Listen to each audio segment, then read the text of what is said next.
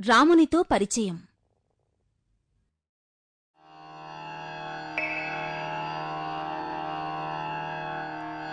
రాముణ్ణి కలిసే రోజు త్వరలోనే రాబోతుందని శివుడు హనుమంతుడికి తెలిపాడు. మనమిప్పుడు రాముణ్ణి కలుద్దాం అని వారిరువురు వారి వారి వేషభాషలు మార్చుకున్నారు. శివుడేమో కోతుల్ని ఆడించేవాడిలాగా, హనుమంతుడేమో కోతిలా రూపాలు మార్చుకున్నారు.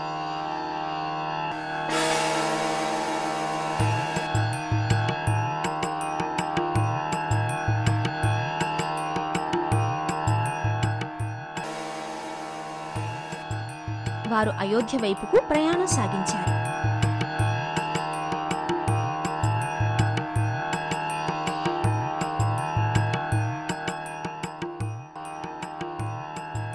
దారిలో వారు ఎన్నో తమాషాలు చేశారు.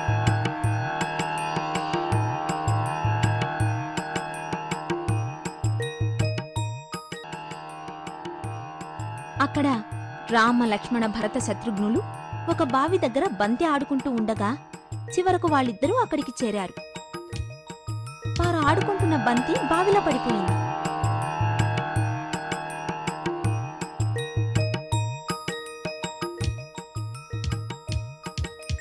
దాన్ని బయటకు తీసేందుకు ఎవ్వరూ ముందుకు రాలేదు.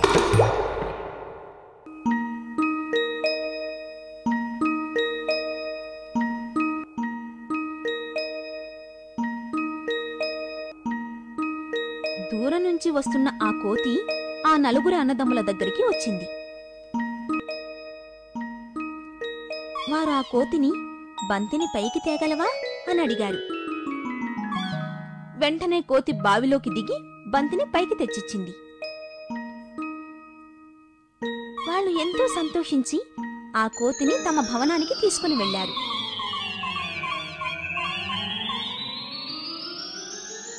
అక్కడ వాళ్ళందరూ కలిసి మళ్లీ ఆడుకున్నారు.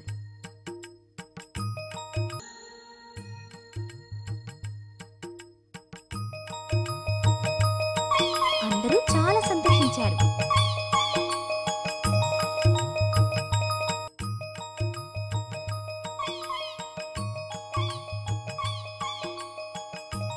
ఇలా శివుడు హనుమంతుడు రాముణ్ణి కలుసుకున్నారు. రాముడు హనుమంతుణ్ణి కౌగిలించుకుని మళ్ళీ మనం తప్పకుండా కలుద్దాం అని అన్నాడు.